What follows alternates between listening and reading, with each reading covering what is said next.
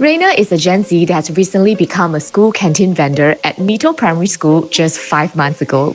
With the vegetarian store vacant there, he applied for it. And now, he's on the journey to whip up interesting vegetarian dishes to appeal to the students there.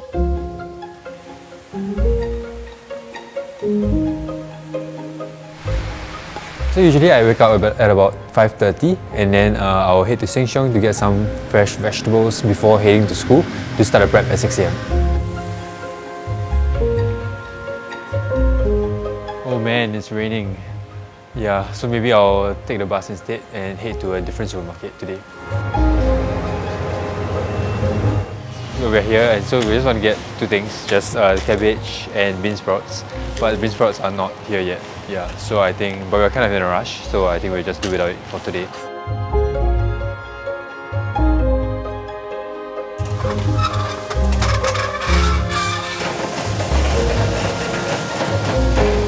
And so from 6 to 7 a.m, usually I do the sanitization, I wipe down the different surfaces, and then once we're done with that, that will take to about 7 a.m, and then we will start with the food prep right after that. So the number one most important thing is to wash your hands. So today we'll be doing our usual curry prata, and then we'll also be doing fire noodles and then our kimchi fried rice.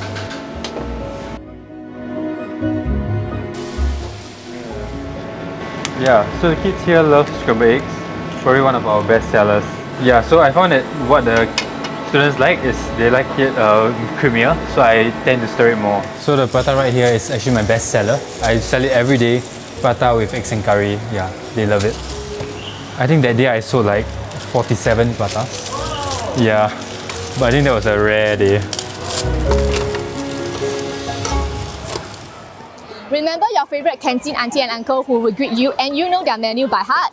That experience may soon disappear. By 2026, at least 13 schools will have completely replaced their canteen vendors and replaced it with central kitchens. The stakes are real. Is this the end of the school canteen era, or is there another way forward? Alright, what do you think of central kitchens in schools?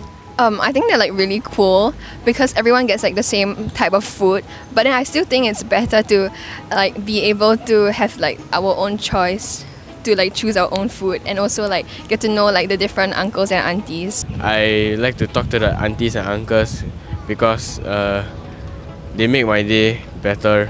While you manage to standardize like the menu in terms of getting it to be healthy and you know, like everyone eats healthy. At the same time, we'll lose like our own school canteen culture because there are foods that belong like specifically to what my canteen is selling. I really think central kitchens, right, it wouldn't be like a good chance to like do some social interaction. Like you have to talk to aunties, uncles and to like get your own food, right? But without all the interaction, right, you won't be able to know how to like order like, oh, can I have one coffee? Can I have one large bubble tea? You won't be able to be there. There's no opportunity for that. How would you feel if you come to school one day and all the canteen stores were gone and replaced by food from like a factory?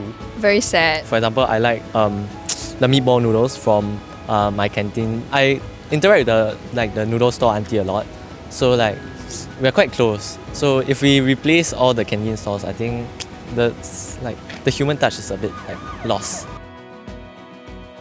Today, we're meeting a Gen Z who is bucking that trend to save our school canteen and even more amazing with vegetarian food. We're gonna go follow him for a day to see how he's making it work, why he made that choice, and of course, we're planning a few surprises. Let's go!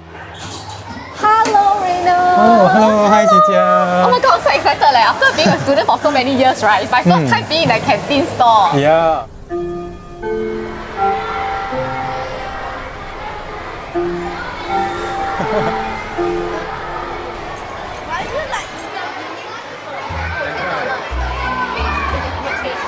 Hope you come back again. Thank you, enjoy your lunch. Hello, what would you like? Fire noodles. Fire noodles. That will be $10. That will be $2. I give it $8 change. How spicy is it? 0. Today more spicy. Enjoy. Alright, so we need to collect the plates in between each recess break. Yeah, so that we can wash up some cutlery and use it. So to make sure that we have enough. Yeah. No, actually it's a bit more than usual. Wow, the recess crowd was intense but super fun It must be super shaky. How are you feeling right now, Rayner? Yeah, 3 recesses back to back always feels this way. Yeah, really shaky right now. But then it's been enjoyable. Students love your food and you have a lot of passion in what you do. But I think the burning question that all Singaporeans has is, what's the profit margin from running a school canteen business? Yeah, that's a very good question. And to be honest, the profit margins are razor thin. Yeah, so there's a few reasons to that. Firstly, it's because of the cost of ingredients. Yeah, so I mean, we can't do economies of scale, right? Because we're just one store. And then we also have to meet the healthy plate requirements, having whole grains, vegetables, protein, things like that. Yeah, also because of like utilities cost, and also mainly because of the selling price. So the cap at my school is $2.50. Yeah, but of course I understand why there's a cap, and yeah, the students might not have that much money to spend, things like that. Yeah, but because of that, each plate that I sell, I make like less than $1. And also it's tough because for school, you can only operate at certain time of the day and they don't open on weekends also, right? Yeah. So is that why you started your side hustle, selling matcha at your home cafe? Okay, so I started mainly because of the profit margins. I mean, because I don't make enough from the canteen store. Yeah, and then it was also during September holidays where I decided I have this 1 week of break, and then what can I do with my time? Yeah, so I decided to start it off. Usually after I finish my canteen store, go back, rest a little, and then I'll open the cafe. Okay. So Rayner, with an engineering degree, what makes you decide to start a canteen vendor store? Oh wow, that's actually a long story. But to cut it short, I actually just came back from a volunteering trip recently with my church, and so it was there where my passion for cooking grew. Where did you go? So I went to Japan in Sapporo. Okay. Yeah, and then so we did many events, and then with every event we invited people and then we cooked for them. So we did like Singaporean food, chicken rice, laksa, random things. And then so I grew a passion for cooking then. And then just so happened that 2 of the people that I went with, 2 of my team members, are primary school teachers. Okay. Yeah, so I hear a lot about primary school environment. I hear a lot about school canteens, canteen stalls, and then they also did encourage me to like, oh, maybe I could try it out. Yeah, so with the increased passion in cooking and with the, and I also wanted to work with kids. I wanted to interact more with kids. Yeah, and so I decided perhaps I could try going into the school canteen to start an F&B store. So it's like opening a store in a school, your objective from the start, or actually you wanted to open it elsewhere, beyond the school? Okay, so I was thinking of like, kind of like an entrepreneur spirit, right? So I was thinking like, oh, maybe I could start an F&B. But then, as you know, outside it's really competitive and the rental is high as well. And there's you need a huge capital to start now. And coming back from volunteering, I didn't have huge capital. And so, yeah, then schools kind of became one of my like best option. Yeah, because the rental is low, the startup costs are also not that high. And so the barrier of entry is quite low. Yeah, so I decided, okay, I could try this out, and I applied for it. And yeah, thank God I got it. Yeah. I think this is a very good stepping stone. How long do you see yourself doing this? Yeah, so honestly, I want to do it for a longer time, as long as it is financially viable. Okay. Yeah, but like until you get married. well, I don't know if I continue this, I can get married or not. Okay, but I want to do it as long as it's financially viable. Okay. Yeah, but as it seems now, unfortunately, I might not be able to do it for as long as I would like.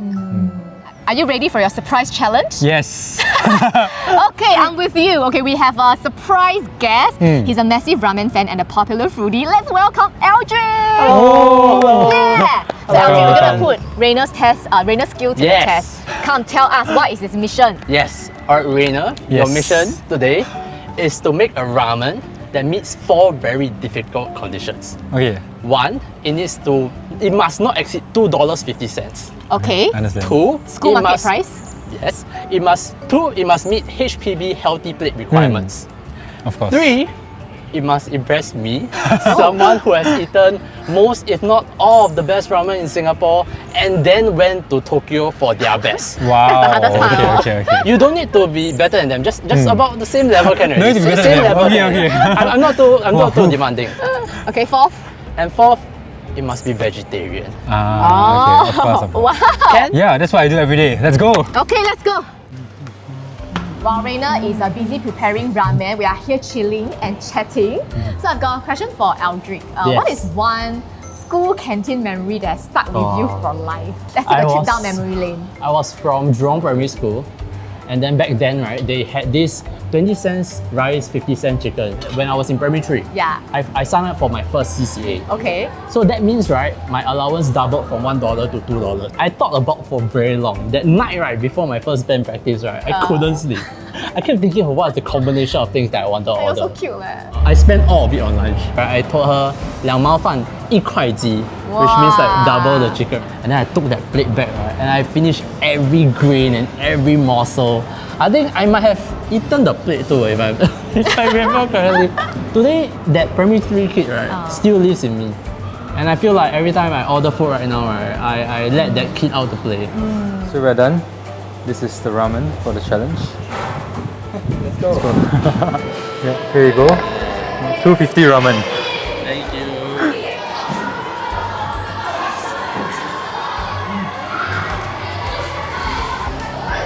I feel very nervous for Rayner right now. I can see positivity on Aldric's face.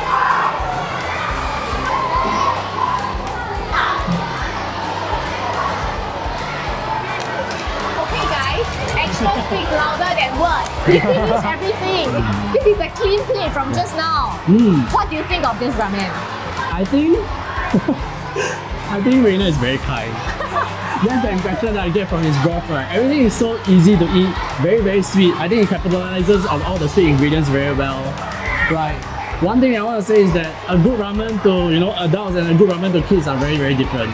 So I think that this really suits what he's serving right here.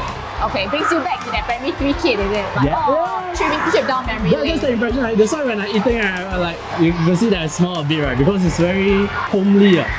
If there's one thing that Rayner can improve on for this ramen dish, what would it be? I'll give you 2. One is that I think the temperature of the ramen egg can be a bit better. So maybe you can consider not just serving the plain egg, but one with soy sauce. In the soy sauce will help the egg yolk congeal even more. I think for the kids, maybe he would want to consider cutting it so that it's easier for them to eat. Okay. So that they don't have to like slurp. If you were to grade this on a scale of 1 to 10, how would you rate this bowl of ramen? 8.5. That's very high. Other than Rayner, I also have a very experienced canteen vendor next to me. Say hi to Sally 姐。你在这个行业闯荡多年哦，然后现在有 Gen Z 年轻一代加入，来到学校的食堂哦，开自己的摊位。你觉得他们这样子的这个做法怎么样？很好啊，而且有多一个就是不一样的vendor，然后他们又这么活力，然后而且 creative ，OK 创新。你知道我们可能明年开始哦，就会有很多的那个学校食堂变成 central kitchen。那你对于这样子的想法？我觉得好像小孩子，我有问过一些父母亲人，因为这样子的话，小学他们有 interaction，比如说他们会懂得钱是1毛2毛，然后现在他们不懂2毛1毛钱都不懂这样，掉在地上，对，而且他们没有交流，像有些人他们就是来不出声，然后有时候我会开玩笑说。你嘴巴牙齿痛啊？你要跟我讲什么东西你要啊？这个是非常好让他们成长。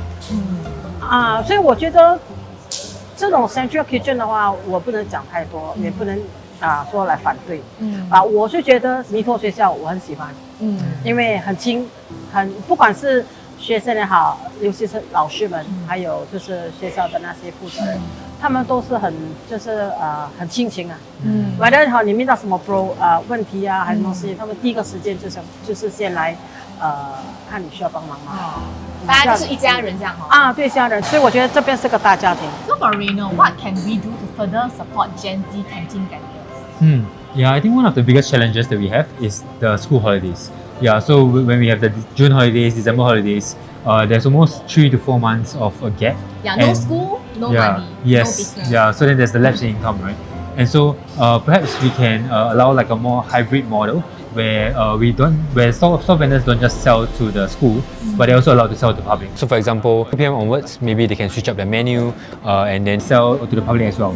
So it could be through like Grab food, it could be through pickups, whatever it is. Yeah, but I feel like that would really help to boost the income. Perhaps even the holidays as well. We could also consider allowing store vendors to do catering, events, things like that to utilize the space as well, and to boost their income. Ultimately, I think the main objective It's just how can we package it? How can we make this job, make this career something that is more sustainable, something that is also economically feasible for and then if we are able to do that, then we are able to get Gen Zs to come in. Wow, I feel like I just attended a TED Talk. 那你自己有没有什么要鼓励年轻人的话呢？敢 share idea， 敢就是创新，然后呢就是有生意大家一起做最重要。我们爱弥陀小学。As the school day ends, Rayner's work proves one thing. The future of our canteens isn't a choice between the old way and no way. It's an entrepreneur, a content creator, and a sign that with enough passion, the sound of a bustling canteen might not be a fading echo, but the start of a comeback.